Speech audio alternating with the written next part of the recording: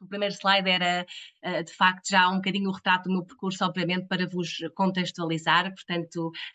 eu sou Ana Sofia Carvalho, sou médica de formação, fiz a minha formação na Faculdade de Ciências Médicas, em Lisboa, em 2011, e após isso fiz o internato em medicina interna. Portanto, sou especialista em medicina interna, trabalhei algum tempo enquanto especialista em medicina interna, mas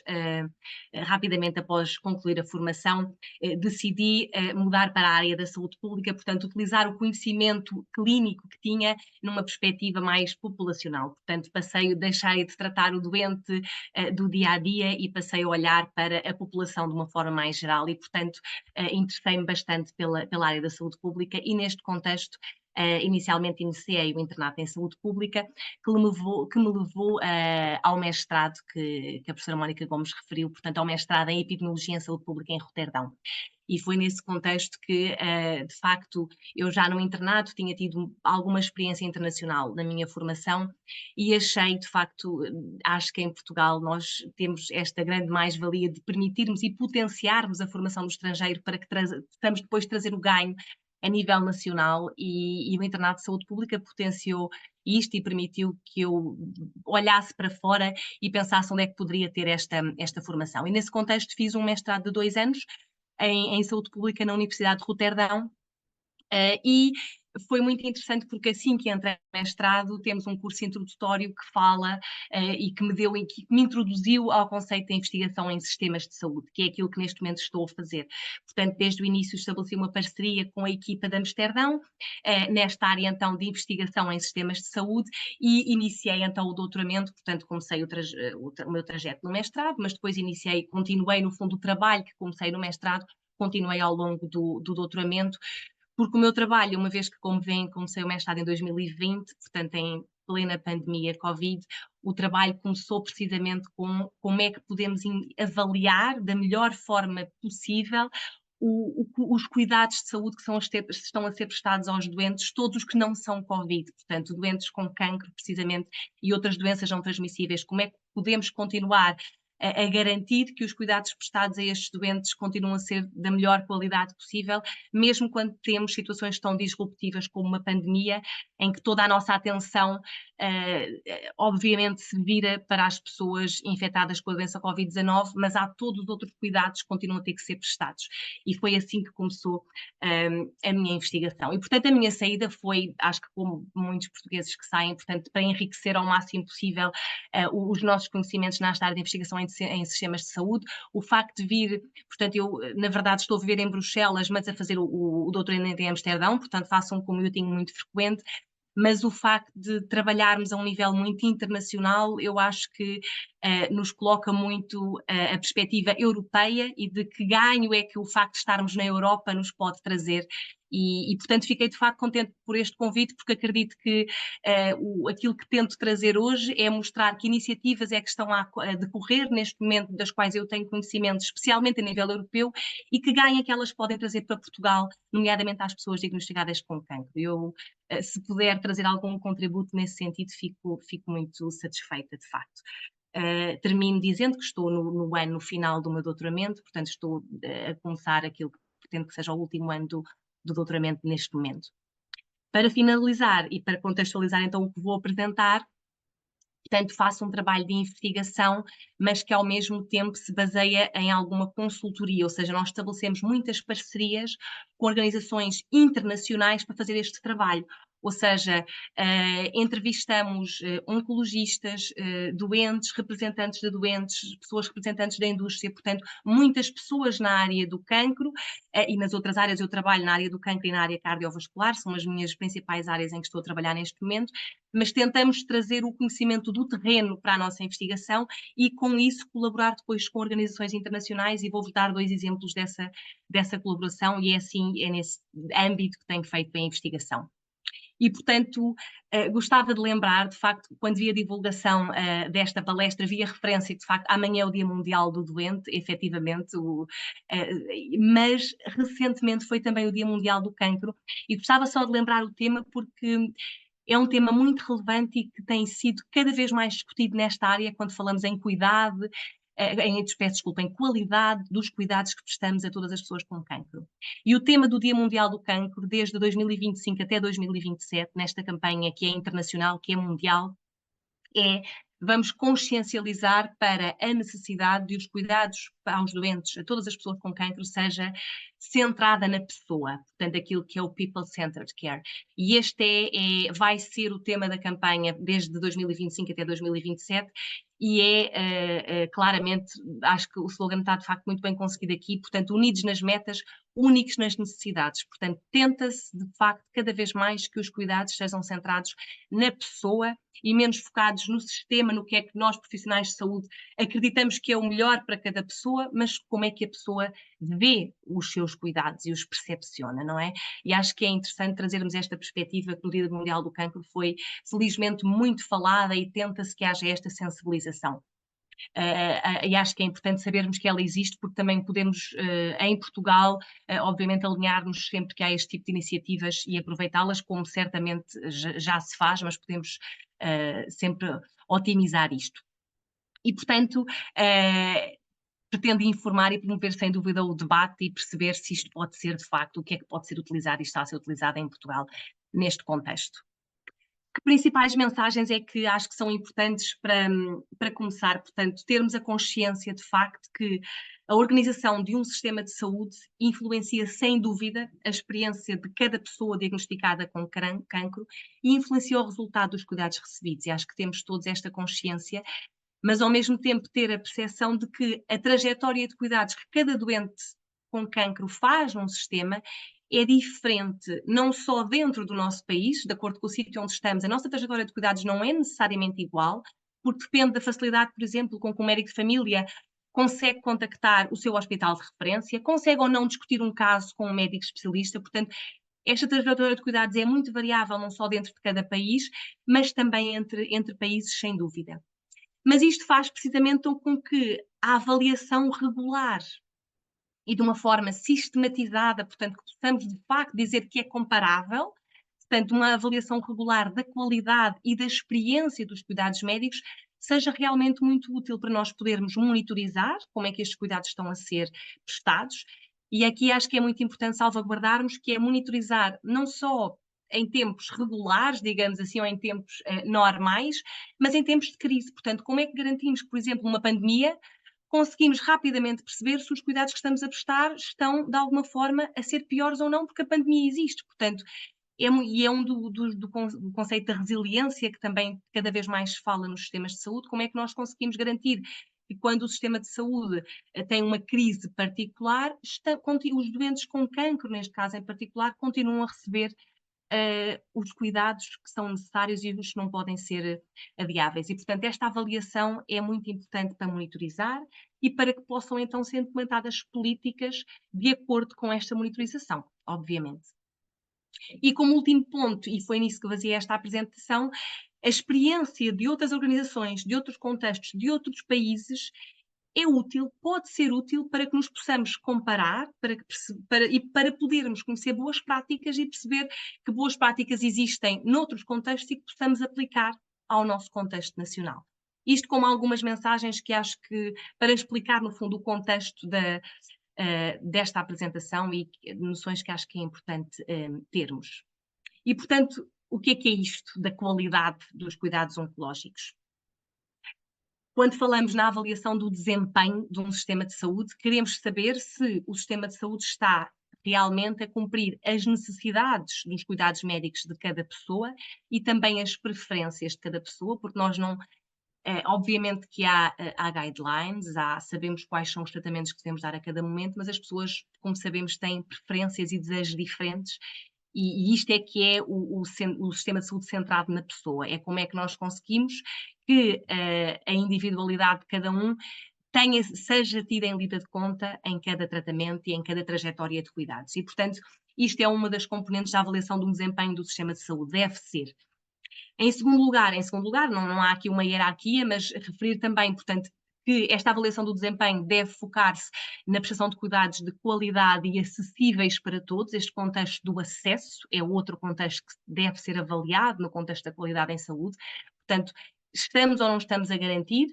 que todas as pessoas, independentemente do seu extrato social, da situação económica ou do seu grau de educação, estamos a garantir que todos têm o mesmo acesso à saúde ou não. E por isso mesmo é que esta avaliação sistemática ajuda os decisores, não só em cada organização, mas os decisores políticos, a avaliar então o sistema de saúde. E para isso há vários quadros conceptuais, portanto, aquilo que em inglês chamamos as frameworks, portanto, quadros conceptuais que nos permitem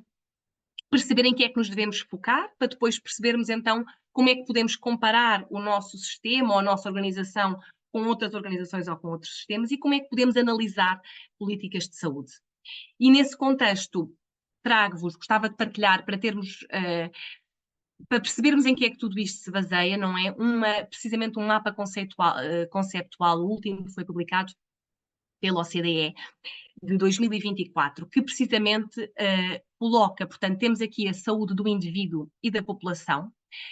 ter em conta, obviamente, que não só o indivíduo, a população, mas também o sistema de saúde se inserem num contexto e que, portanto, obviamente, o contexto ambiental, social, sendo de uma população mais ou menos envelhecida, o contexto económico, os determinantes comerciais, como é que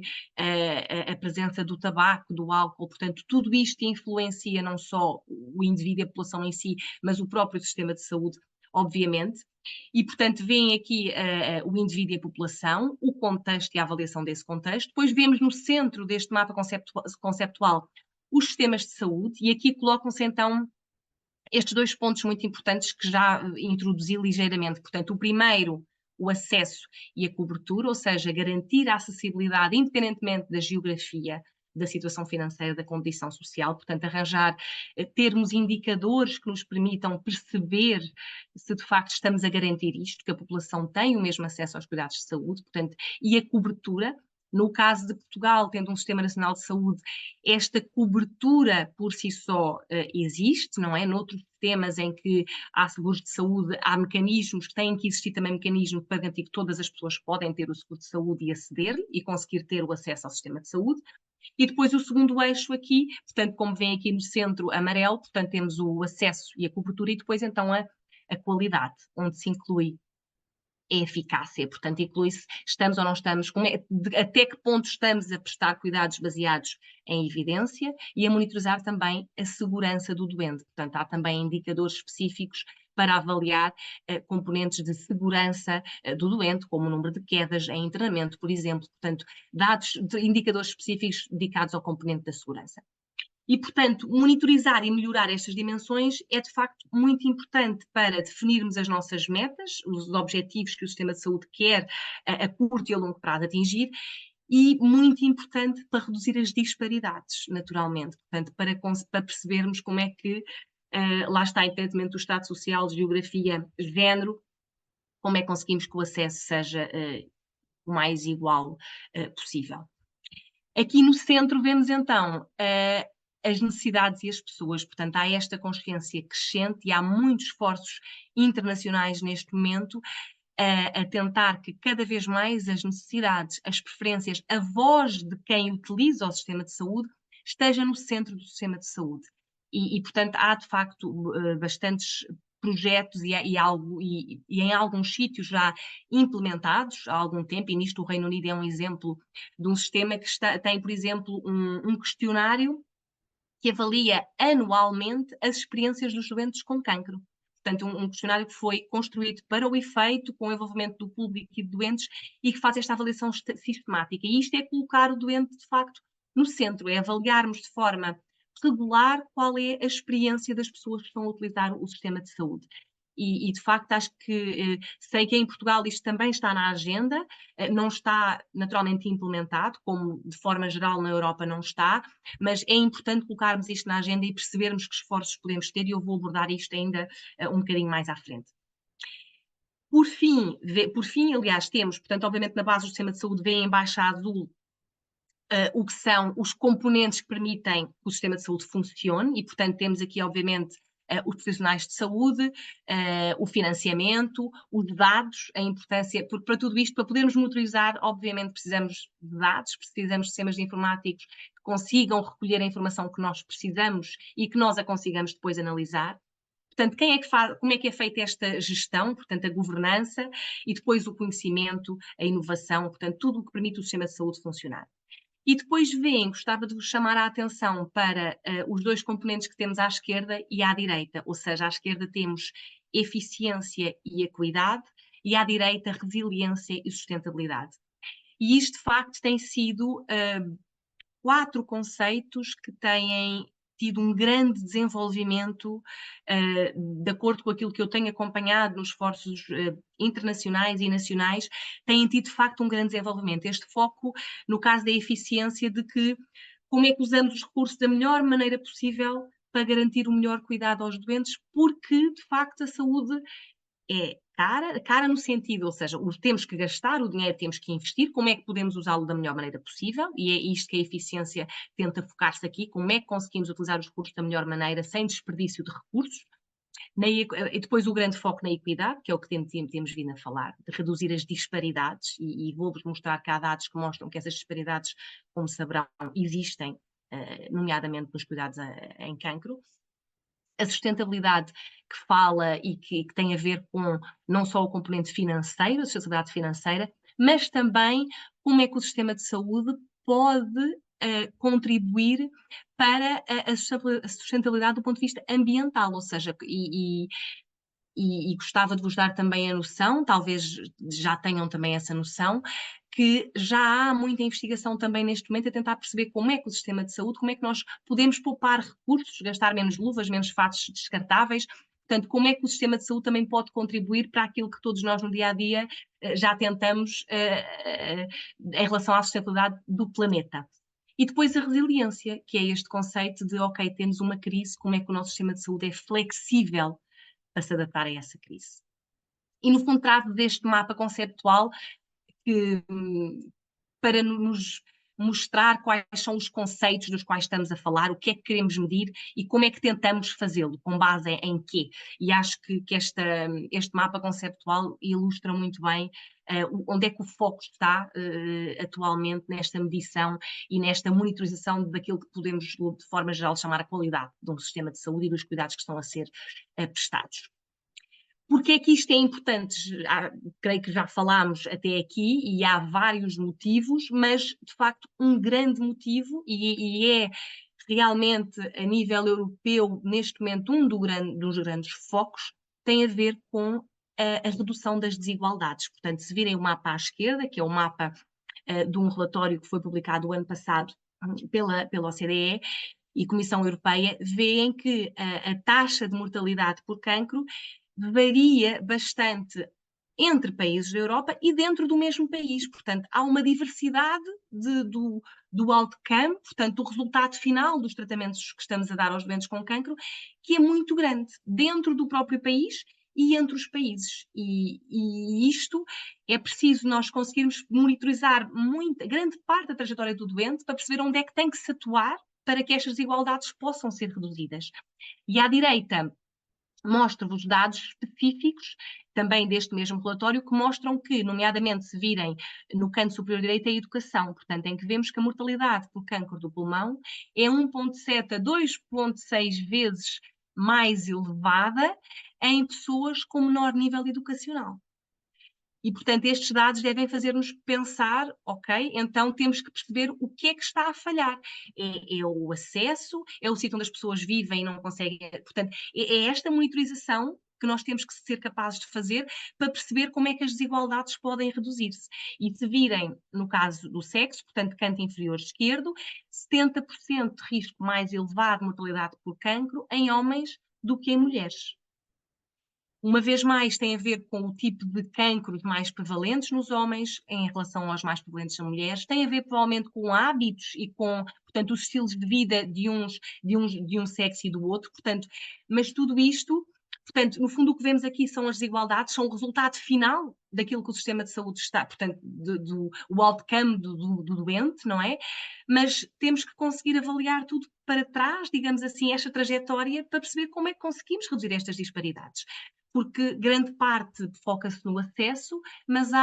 do acesso até ao outcome final, há uma trajetória grande que nós ainda não estamos a conseguir avaliar de uma forma compreensiva, completa o suficiente. E, portanto, as desigualdades são um grande foco e há um grande investimento a nível europeu para, primeiro, avaliar melhor estas desigualdades e, segundo, reduzi-las da melhor forma possível.